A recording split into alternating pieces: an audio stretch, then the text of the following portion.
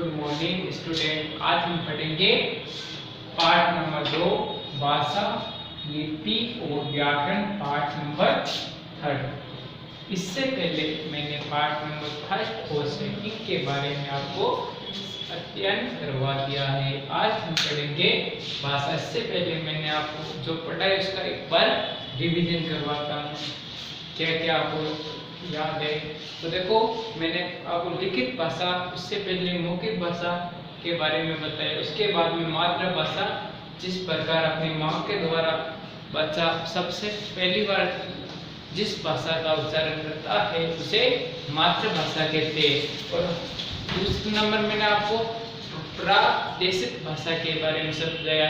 प्रादेशिक भाषा का मतलब है वे भाषा जिसका क्या है, अपना एक व्याकरण है, जिसे संविधान द्वारा क्या है, मान्यता प्राप्त है। जिस प्रकार भारत देश में कुल 22 भाषा को मान्यता प्राप्त है, उनकी अपनी विशेष व्याकरण है, तो उसे प्रादेशिक भाषा कहते हैं। कौन कौन सी भाषा थी, जिस प्रकार मैंने आपको 22 भाषाओं के नाम एक साथ में समझाया। कौन कौन सी है?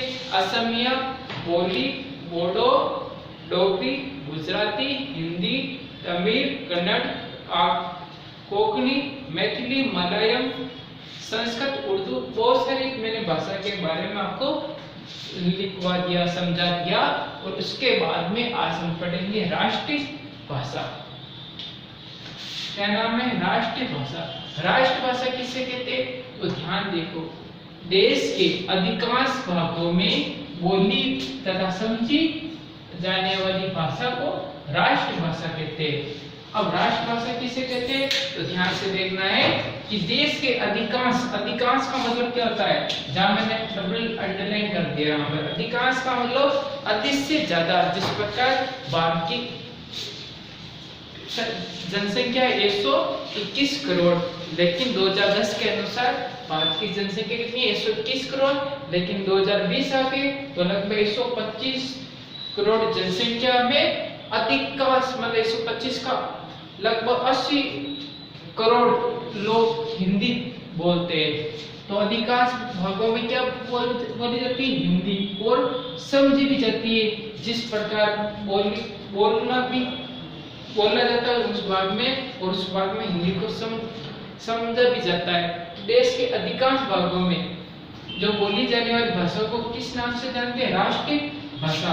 जिस प्रकार राष्ट्रीय भाषा से क्या होता है, अपने देश के प्रति सम्मान बढ़ता है, अपने देशभक्ति जागती है कि हमारे देश में कैसी भाषा है? एक ही भाषा है। हम कैसे एक है, संगठन में शक्ति है। उसी प्रकार हमारी राष्ट्रभाषा भी क्या है? हिंदी भी हमारी राष्ट्रभाषा का मतलब है देश के 75% भाग में लगभग 66 किसको बोलते हैं? 66%, मतलब 80, लगभग 80 करोड़ कितने? 80 करोड़ जनसंख्या इसको हिंदी को बोलेगी और समझेगी। उसको किस नाम से जानते हैं? राष्ट्रीय भाषा। उसके बाद में अंतर्राष्ट्रीय भाषा। अंतर्राष्ट्रीय का मतलब, राष्ट्र का मतलब जो अपना देश, जैसे भारत देश है, जहाँ भारत के अधिकांश भागों में, जैसे भारत के 29 राज्य थे, उनमें से जम्मू कश्मीर राज्य क्या हुआ? केंद्र शासित प्रदेश बनने के कारण इसके 2 टुकड़े हो गए, एक लद्दाख और एक केंद्र शासित प्रदेश जम्मू कश्मीर। तो उनका राज्य से हटने पर बाद में कुल कितने हुए? 28 राज्य और 9 केंद्र शासित प्रदेश में। 28 राज्य और 9 केंद्र शासित प्रदेश में उसके अधिकांश भागों में हिंदी बोली जाती है। तो ध्यान रखना। और आपको प्रधान रूप से, अगर प्रधान रूप से पूछे या मुख्य रूप से पूछे, तो भारत में केवल 10 राज्यों में सबसे ज्यादा हिंदी बोली जाती है। लेकिन अगर आप ऐसे बोलते भारत में कितने राज्यों में बोलते हैं हिंदी, तो 10 राज्यों में। और ऐसे बोलते दूसरे राज्य जहाँ पूरे भाग में नहीं बोलते, थोड़े थोड़े भाग में बोलते, इसलिए यहाँ पर अधिकांश शब्द का प्रयोग करेंगे। और अंतर्राष्ट्रीय का मतलब है राष्ट्र से बाहर। अंतर्राष्ट्रीय हमारे भारत देश के अलावा अंतर्राष्ट्रीय भाषा कौन सी है? तो अधिकांश, जैसे वर्ल्ड है पूरा संसार, जिसमें 7 मातृ बचेंगे, पूरे 7 मातृ बचेंगे। 7 मातृ में से अधिकांश देशों में बोली हुए समझी जाने वाली भाषा को अंतर्राष्ट्रीय भाषा कहते हैं। अंतर्राष्ट्रीय भाषा बोलते जिस प्रकार हम राष्ट्रीय भाषा राष्ट्र के अधिकांश भागों में जो बोली जाने वाली भाषा को राष्ट्रीय भाषा बोलते, उसी प्रकार देश के अधिकांश भागों में जिस प्रकार भारत के 7 महाद्वीप है, पूरा वर्ल्ड कैसे 7 महाद्वीप में पूरा समाहित है, तो 7 महाद्वीप में पूरे संसार आता है और 7 महाद्वीप में या मतलब पूरे देश के अधिकांश भागों में बोली जाने वाली भाषा को किस नाम से जानते हैं? अंतरराष्ट्रीय भाषा के नाम से जानते हैं, इंटरनेशनल।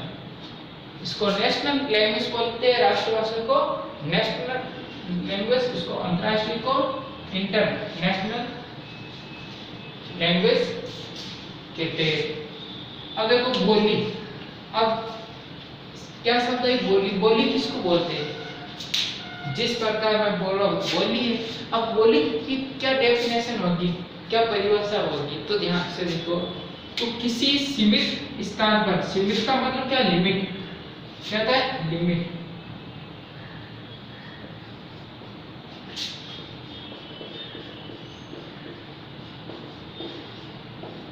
सीमित का मतलब लिमिट, इंग्लिश में होता है लिमिट, सीमित। सीमित का मतलब दायरा, एक दायरा। जिस प्रकार भारत के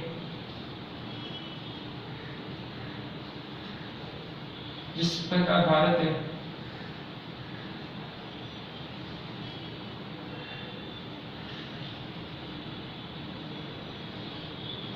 भारत के लिमिट क्षेत्र में, छोटे-छोटे क्षेत्र में, ठीक है, लिमिट या सीमित क्षेत्र में, सीमित स्थान पर प्रयोग की जाने वाली भाषा को सामान्य रूप से बोली कहते हैं। किसी सीमित स्थान पर, जैसे भारत सबसे बड़ा है जिसकी क्षेत्रफल कितना 32,87,269 भारत का क्षेत्रफल है, उसके छोटे से भाग में कितने से, जैसे पहला 100 का पहला भाग 1% या 0.50% भाग में अलग अलग क्षेत्र में सीमित स्थान पर जिसकी जनसंख्या कितनी होनी चाहिए? कम, बहुत कम होनी चाहिए।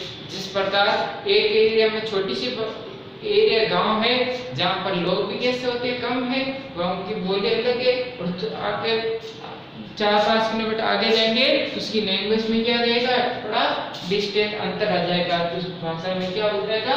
चेंज हो जाएगा। तो ध्यान रखना, सीमित स्थान पर, किसी सीमित स्थान पर प्रयोग की जाने वाली भाषा को सामान्य रूप से किस नाम से जानते हैं? बोली। या ऐसा बनाकर लिखा, स्थान विशेष पर बोली जाने वाली भाषा को किस नाम से बोलते? बोली। स्थान के स्थान परमानेंट स्थान है, जैसे राजस्थान है, जिस प्रकार हम राजस्थान पढ़ते हैं तो राजस्थान में तरह तरह की बोली होती है। उसके क्या था, एक ध्यान रखना, बोली का मतलब जहाँ का इसका संविधान नहीं होता है, जिस प्रकार व्याकरण नहीं होती है, जिस प्रकार हमारी हिंदी है, हिंदी की क्या है? व्याकरण है। और ये कौन सी भाषा है? राज्य भाषा है, वो प्रादेशिक भाषा है, क्योंकि ये संविधान द्वारा मान्यता प्राप्त हुई है और राज्य के अधिकांश भागों में हिंदी का ज्यादा प्रयोग किया जाता है। संविधान में जो अनुच्छेद लिखे हुए इंग्लिश और हिंदी का प्रयोग किया जाता है, लेकिन बोली का कोई व्याकरण नहीं होती है। इसमें कोई समाज से हमारे यहाँ पर मारवाड़ी बोली है, मेवाड़ी है, ढूंढाड़ी है, हारोटी है, अहिरवाटी है, बीकानेरी है, हल्ली है और मेवाड़ है, मेवट है। बहुत सारे छोटे-छोटे स्थान पे, छोटे-छोटे जगह पर हम जोधपुर जाएंगे तो अलग बोली आ जाएगी, नागौर में नागौरी बोली हो जाएगी, अजमेर में, किशनगढ़ में, उदयपुर में, प्रतापगढ़ में, चित्तौड़गढ़ में, अलग अलग स्थान, छोटे-छोटे स्थान पर अलग अलग बोली आ जाएगी। ठीक है, तो ये सब क्या समझ में आया कि राष्ट्रभाषा देश के अधिकांश भागों में बोली और समझी जाने वाली भाषा को किस नाम से जानते हैं? राष्ट्रीय भाषा। और अंतर्राष्ट्रीय भाषा देश के अधिकांश भागों में बोली व समझी जाने वाली। ये तो राष्ट्र के अंदर, देश के अंदर, ये देशों के अंदर जितने देश है भारत के, वर्ल्ड में जितना संसार में जितने देश है, उसके अधिकांश क्षेत्रों में बोली जाने वाली भाषा को अंतर्राष्ट्रीय भाषा बोलते हैं। वो बोली इस सीमित स्थान पर या सामान्य स्थान पर, एक विशिष्ट स्थान पर प्रयोग की जाने वाली भाषा को बोली कहते हैं। इसको ध्यान से देखो।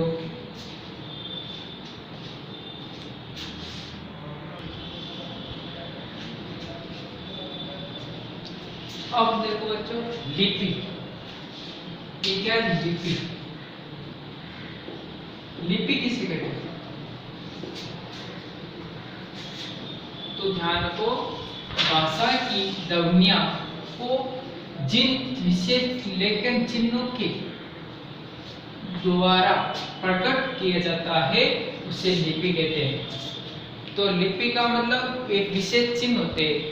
प्रत्येक भाषा होती है उसकी अलग अलग क्या होती है, उनकी एक लिपि होती है। तो ध्यान रखना, लिपि का मतलब लिखना। लिपि का मतलब क्या होता है? लिखना। लेकिन प्रत्येक भाषा, जिस प्रकार हिंदी है, अंग्रेजी है, संस्कृत है, नेपाली, पंजाबी, गुजराती, मराठी, तेलुगु, तमिल, मलयालम, गुरुमुखी, बहुत सारी भाषाएं, ठीक है। तो वर्ल्ड में भी बहुत सारी भाषाएं। तो उनको लिखने के लिए जिस प्रकार एक भाषा होती है, उस भाषा को बोली जाती है, उसको बोलते समय उसको हम किस प्रकार अपने भाव को प्रकट करते हैं, उसको लंबे समय तक बनाए रखने के लिए प्रत्येक भाषा का एक क्या होता है, लिपि होती है। जिस प्रकार हमारी भाषा को आज प्राचीन काल से हम अगर आ रहे, प्राचीन काल से भी हम उस भाषा को पढ़ते आ रहे। किसके कारण से? लिपि के कारण। अगर लिपि नहीं होती तो हम भाषा को आगे नहीं बढ़ा सकते थे, और हम आगे अगर कोई इस भाषा को आगे इसका विस्तार से नहीं लिखता तो हमें अभी परिणाम हमको नहीं मिलते। जो ग्रंथ होते हैं ना, जैसे वेद, ऋग्वेद, आयुर्वेद, यजुर्वेद, अर्थवेद, ये हमको लिखित रूप से परिणाम, ये शास्त्र जो है जो हमें मिले, हम उसको और आज भी आने वाली हमारी जो पीढ़ी रहेगी उसको भी इसके बारे में पता रहेगा। तो उसको लंबे समय तक रहने के लिए प्रत्येक भाषा की क्या होती है, लिपि होती है। जिस प्रकार मन के विचार को बोलकर प्रकट किया जाता है, उसको हम लिखकर प्रकट किया जाता है। तो प्रत्येक भाषा के लिखने का एक विशेष चिन्ह या तरीका निर्धारित किया गया है। जैसे हिंदी की लिपि क्या होती है? देवनागरी में हिंदी में कैसे लिखे होते हैं? जैसे अपन ए लिखे, जैसे हिंदी में ए लिखेंगे, आ लिखेंगे, के लिखेंगे, गे लिखेंगे। तो इसको लिखने का विशेष तरीका, अंग्रेजी लिखेंगे तो ए ऐसे लिखेंगे, एफ ऐसे लिखेंगे, तो जी ऐसे लिखेंगे। तो इसको लिखने का विशेष तरीका है। उसी पर राजस्थान भाषा में ले किस लिखेंगे ऐसे, ठीक है, ले, माई,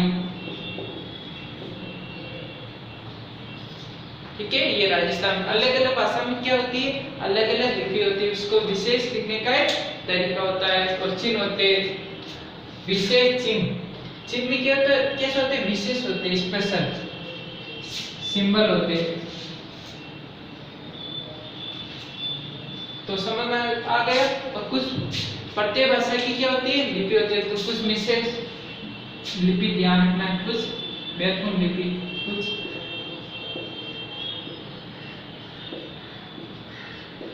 महत्वपूर्ण लिपियां कौन कौन सी होती है? जैसे हिंदी भाषा, संस्कृत,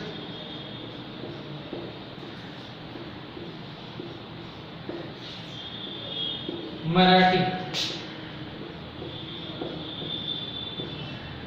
इन तीनों भाषाओं की लिपि एक ही, कौन सी? देवनागरी।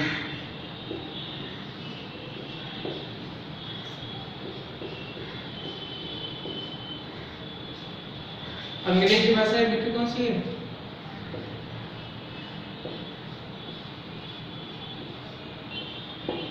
रोमन लिपि।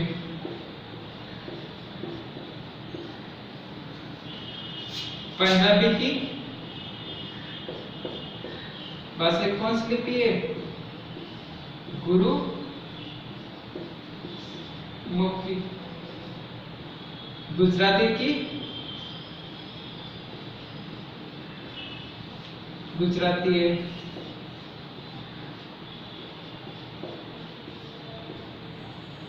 और कौन सी भाषा है?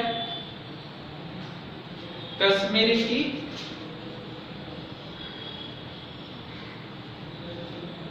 कश्मीरी।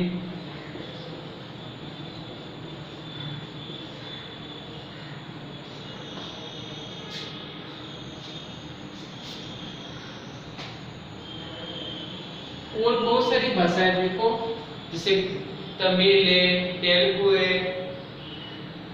और तमिल की कौन सी होगी? तेलुगु भाषा। तमिल की कौन सी होगी?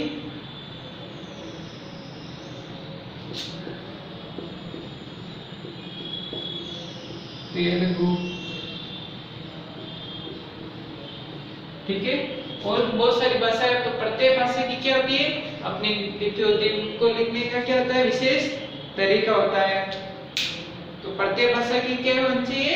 लिपि होनी चाहिए। जिस प्रकार हिंदी, संस्कृत हो, मराठी भाषा की लिपि भी क्या है? देवनागरी। अंग्रेजी भाषा लिपि कौन सी है? रोमन लिपि। पंजाबी भाषा की लिपि कौन सी है? गुरुमुखी। गुजराती भाषा की लिपि कौन सी? गुजराती। कश्मीरी की कश्मीरी। तमिल की तेलुगु। ये ध्यान से देखो बच्चों, इसको इरेज कर देता हूं, एक बार ध्यान से देख लो।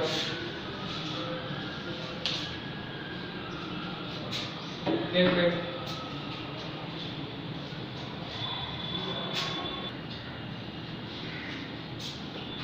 हम देखो, अब पढ़ेंगे हम व्याकरण। क्या पढ़ेंगे? व्याकरण। व्याकरण किसे बोलते हैं? वे शास्त्र जिसमें हम किसी भाषा को शुद्ध व अशुद्ध रूप का ज्ञान होता है। किसका ज्ञान होता है?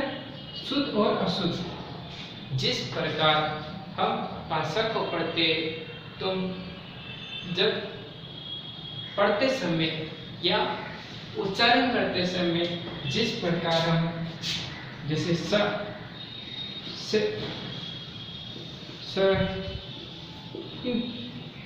तीनों का उच्चारण बोलते समय कभी कभी क्या करते हैं? हम अशुद्ध कर देते हैं।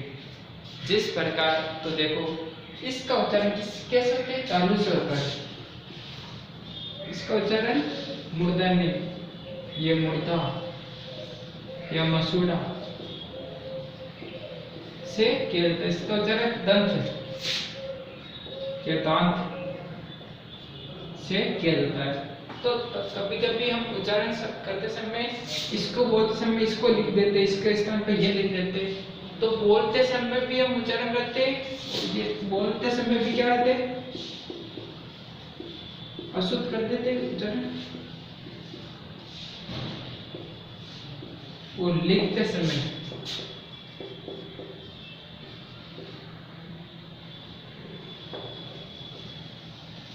शुद्ध उच्चारण कर देते हैं, उच्चारण लिख देते हैं, उच्चारण लिख देते हैं। तो देखो व्याकरण वे शास्त्र है जिसमें हम किसी भाषा को शुद्ध व अशुद्ध रूप का ज्ञान होता है। भाषा को विस्तार से जानने के लिए अगर हम किसी भी भाषा को निष्पक्ष रूप से उच्चारण करने के लिए, इसकी जानकारी प्राप्त करने के लिए, तो उस भाषा के बारे में हमको उसकी अशुद्धियां है, कैसे उसको वर्ण होते हैं, कैसे उच्चारण करते हैं, कैसे उसको लिखा जाता है। तो उस अशुद्ध को लिखने के लिए हमें किसका ज्ञान होना चाहिए? व्याकरण का। व्याकरण के द्वारा हम किसी भाषा को शुद्ध रूप से उच्चारण करते, बोलते, पढ़ते समय किसी प्रकार की समस्या नहीं होती है। तो एक बार को व्याकरण क्या है? वह शास्त्र है जिससे हम किसी भाषा को शुद्ध रूप व अशुद्ध रूप का ज्ञान होता है। अब सीधे आम भाषा में आपको पूछे कि व्याकरण क्या है? व्याकरण एक भाषा को शुद्धिकरण के लिए, बोलने और समझने के लिए, लिखने के लिए, उसको अशुद्ध को दूर करने के लिए, शुद्ध रूप का प्रयोग करने के लिए व्याकरण का प्रयोग किया जाता है। इसको ध्यान से देखो। उसके बाद में जो मैंने अभी पढ़ा है, उससे पहले भी मैं आपको पढ़ा है, उसके नोट्स अभी आपको उपलब्ध करवा देंगे। ठीक,